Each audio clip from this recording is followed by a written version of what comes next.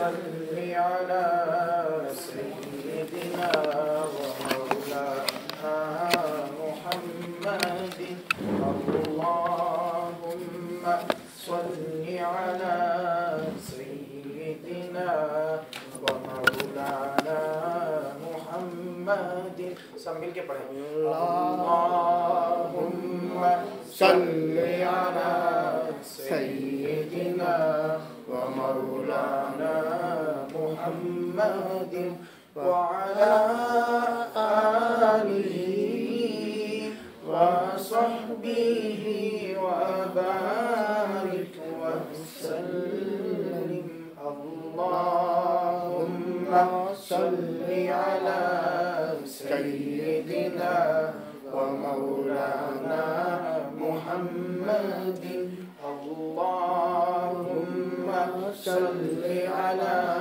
سيدنا ومولانا محمد اللهم صل على سيدنا ومولانا محمد وعلى آله وصحبه وبارك وسلم بسم الله الرحمن الرحیم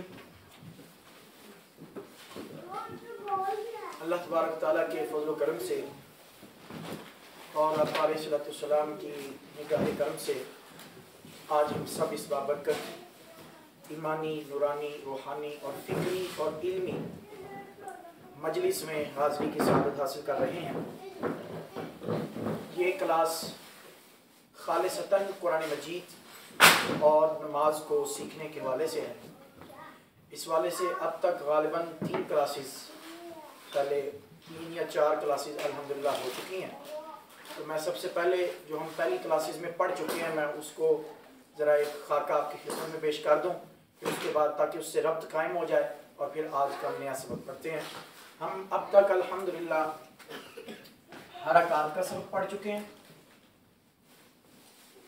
اور اس کے علاوہ ہم حروف مد کا سبق پڑھ چکے ہیں اور ان کی باقاعدہ عملی مشق کر چکے ہیں، پریکٹس کر چکے ہیں۔ اس کے بعد تیسرے نمبر پر ہم نے پڑھے نظائر حروف مد، اور اس کے علاوہ ہم نے تنوین کا سبق پڑھا، پہلی کلاسز میں جو پڑھ چکے ہیں تنوین کا سبق پڑھا، اور ترجمے کے حوالے سے ہم نے ایک کاف کا فارمولہ پڑھا،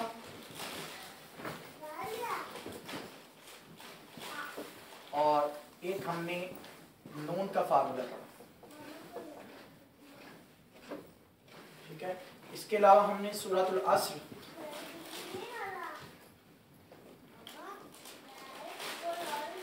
زبانی یاد کرنے کی کوشش کی تھی،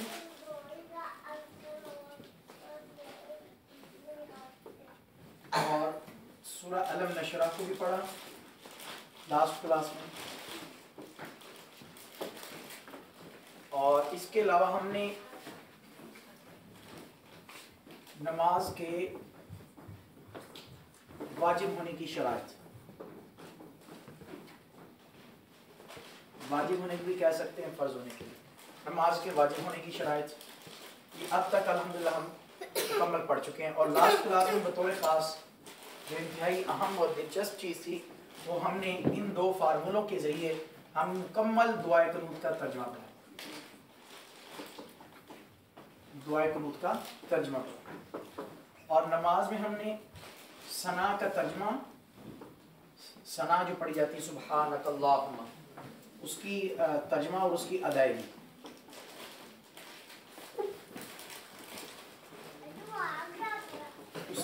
اتنا کچھ الحمدللہ ہم پہلی 3 یا 4 کلاسز میں پڑھ چکے ہیں۔ تو آپ خود سوچیں 4 گھنٹوں میں آپ اتنا کچھ الحمدللہ جو ہے وہ سیکھ چکے ہیں۔ تو اب جو آپ ریگولر کلاس کو اٹینڈ کر رہے ہیں، پہلی کلاس سے ریگولر آ رہے ہیں اب تک، انہوں نے یہ ساری چیزیں پڑھی ہیں، ان کے لیے تو آج آگے پڑھنا ذرا آسان ہوگا۔ تو پہلے جنہوں نے نہیں پڑھا سبق ان کے لیے ذرا قدر مشکل ضرور ہوگا، لیکن ان کے لیے یہ سہولت بھی موجود ہے کہ پچھلی تمام کلاسز کی جو ہے ریکارڈنگز وہ مسجد کی فیس بک پہ موجود ہے، تو اس سے اپنی جو ہے اس کو ریوائز کر سکتے ہیں، ٹھیک لیکن اب اگر ہم ہر کلاس میں پہلے والے سبق کو دہرائیں گے تو پھر آگے نہیں چل سکیں گے. اس لیے پچھلی 2-3 کلاسز میں پہلے والا پچھلی کلاس کا بھی دہرا دیتا تھا. تو لیکن اگر ہر ہفتے یہی معمول رکھیں گے 1 گھنٹہ ہمارے پاس ٹائم ہوتا ہے تو پھر اس میں 15-20 منٹ آدھا گھنٹہ وہ پچھلی دہرائی میں نکل جائے گا اور پھر آگے نئی چیز پڑھنے کے لیے ہمارے پاس وقت نہیں بچے گا. اس لیے میں نے صرف ایک خاکہ بیان کر دیا کہ اب تک ہم اتنا یہ پڑھ چکے ہیں. اب نیکسٹ جو ہے آج ہم اگلا سبق شروع کرتے ہیں. آج آپ سب کے لیے ایک خوشخبری ہے, وہ یہ کہ آج ہم سب سے پہلا جو سبق پڑھنا ہے وہ پورے قرآن مجید کے وقف پڑھنے ہیں. پورے قرآن مجید کے ابھی آپ 5-7 منٹ میں زیادہ سے زیادہ 10 منٹ میں آپ پورے قرآن مجید کے وقف پڑھ لیں گے. یعنی اس کو ہم ویسے وقف کا آپ کتابوں میں بیان پڑھیں تو کئی صفحات پر مشتمل ہے اور اس کو پڑھنے میں سیکھنے میں بڑا وقت لگتا ہے, بڑا ٹائم لگتا ہے. لیکن ایک شارٹ طریقہ ہے, شارٹ طریقے سے آپ 10 منٹ میں پورے قرآن مجید کے وقف کو سمجھ بھی جائیں گے اور اس کی پوری مکمل اس کی تھیوری آپ کو یاد ہو جائے گی. تو آئیے الحمدللہ ہم پڑھتے ہیں وقف کا بیان. سب سے پہلے تو یہ چیزیں آپ ذہن میں رکھیں, اس کو آپ دیکھ لیجئے گا. آپ اپنا جو فیس بک پہ ویڈیوز موجود ہیں, اس کی کلاس کی ریکارڈنگ موجود ہے, اس کو سنیں. کچھ چیز سمجھنا ہے تو آپ مجھ سے انفرادی طور پر بھی ڈسکس کر سکتے ہیں, پوچھ سکتے ہیں, میں آپ کو سمجھانے کے لیے تیار ہوں, حاضر.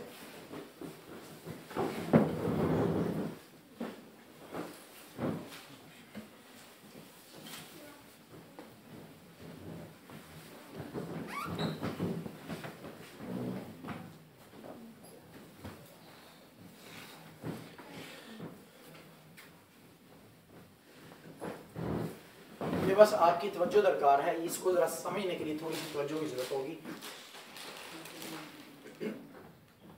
میں نے جو لفظ بولا وقف, وہ یہ لفظ ہے. وقف کا مطلب ہوتا ہے ٹھہرنا, رکنا. جی, وقف کا مطلب کیا ہوتا ہے؟ ٹھہرنا, رکنا, سٹاپ, رکنا. ٹھیک ہے, اس کو ہم جب قرآن مجید کی اصطلاح میں لاتے ہیں تو اس سے مراد یہ ہوتا ہے, توجہ سے سنیے گا, آواز اور سانس دونوں کو روک دینے یا بند کر دینے کا نام وقف ہے. سمپل سی طرح, آواز اور سانس دونوں کو روک دینے اور بند کر دینے کا نام کیا ہے؟ بولیں. جی, اب آپ بولیں گے آواز اور سانس کو, بولیں آواز اور سانس دونوں کو روک دینے کا نام وقف. جی بولیں, آواز اور سانس کو دونوں کو روک دینے کا نام وقف. وقف نہیں بول, بعض لوگ وقف بول دیتے ہیں, لفظ وقف نہیں ہوتا, وقف ہوتا ہے. جی, وقف کی کیا تعریف ہم نے پڑھی؟ روک دینے کا نام. جی, آواز نہیں آ رہی, بولیں آواز اور سانس کو روک دینے کا وقف ہے. ٹھیک ہے جی, آواز اور سانس دونوں کو روک دینے یا بند کر دینے کا نام وقف ہے. مثال کے طور پر الحمدللہ رب العالمین, آواز بھی روک دی, سانس بھی روک دی, اس کو کہتے ہیں وقف. یہ رکنا, یہ ٹھہرنا, یہ وقف کہلاتا ہے. اب اگر میں ملا کے پڑھتا ہوں الحمدللہ رب العالمین الرحمن الرحیم, اب میں نے کہاں وقف کیا؟ الرحیم پہ کیا, العالمین پہ وقف نہیں کیا. تو گویا ٹھہرنا جو ہوتا ہے, آواز اور سانس دونوں کو روک کے جو ٹھہرنا ہوتا ہے, رکنا ہوتا ہے, اس کو کیا بولتے ہیں؟ وقف بولتے ہیں. ایک یہ بنیادی بات تھی کہ وقف میں کیا ہوتا ہے, آواز اور سانس دونوں کو روکنا.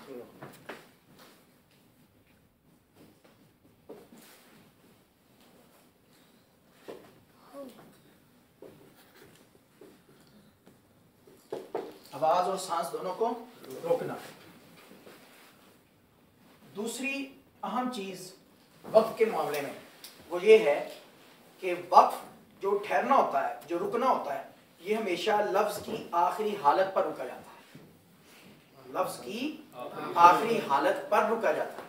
مثلا الحمدللہ رب العالمین, یہاں پہ وقف نہیں ہو سکتا. وقف کہاں ہوگا؟ العالمین. جو لفظ کا آخری حرف ہے اس کی جو حالت ہے, زبر, زیر, پیش, جو کچھ بھی ہے, اس کے مطابق بندہ رکتا ہے. تو دوسری بات, وقف ہمیشہ جو ہوتا ہے وہ لفظ کی آخری حالت. یہ دو چیزیں آپ نے ذہن میں رکھنی ہے تو سمجھ لیں پورے قرآن مجید کے وقف آپ کو سمجھ آ جائیں گے. صرف یہ دو چیزیں, لفظ کی آخری حالت. وقف کس پر ہوتا ہے؟ بولیں لفظ کی آخری حالت. آخری حالت پر, جو آخر کی لاسٹ اس کی کنڈیشن ہوتی ہے, اس پر جو ہے وقف ہوتا ہے وہ دیکھیں گے کنڈیشن کیا ہے, زبر ہے, زیر ہے, پیش ہے, دو زبر ہیں, دو زیر ہیں, دو پیش ہیں, اور یہاں جزم ہے, یہاں کھڑی زبر ہے, کھڑی زیر ہے, الٹا پیش ہے, دو زبر ہے, دو زیر, جو اس کی آخری حالت ہوگی آخری حرف کی. ٹھیک ہے, ایک بات یہاں ذہن میں یہ بھی رکھیں, لفظ اور حرف میں فرق ہے, لفظ اور حرف میں فرق ہے. لفظ جو ہوتا ہے حروف سے مل کر لفظ بنتا ہے, جس طرح انگلش میں بھی ایسے ایک ورڈ ہوتا ہے, ایک لیٹر ہوتا ہے. ٹھیک ہے, یہ مثال کے طور پر یوں سمجھ لیں, کیٹ یہ ورڈ ہے, اگر ہم اس کو الگ الگ کر دیں, سی کو الگ کر دیں, اے کو الگ کر دیں, اور ٹی کو الگ کر دیں, تو یہ لیٹر ہے, یہ لیٹر ہے, یہ لیٹر ہے. آپ اس کو اردو میں لے آئیں, کیٹ پورا لفظ ہے, کیٹ پورا, لیکن ہم الگ الگ بات کریں گے. سی یہ حرف ہے, اے حرف ہے, ٹی حرف ہے, الحمد یہ پورا ایک لفظ ہے. لیکن اگر ہم کہیں الف یہ حرف ہے, لام حرف ہے, ہا حرف ہے, میم حرف ہے, دال حرف ہے. ٹھیک ہے, یہ لفظ اور حرف میں فرق ہے. حروف جب ملتے ہیں تو لفظ بنتا ہے, جب لفظ ملتے ہیں تو جملہ بنتا ہے, جب جملے ملتے ہیں تو کلام بنتا ہے, کلام ملتا ہے تو مضمون بنتا ہے. ٹھیک ہے, یہ آگے ترتیب سے چلتا جاتا ہے. تو آپ فی الحال اسی تک محدود رہیں.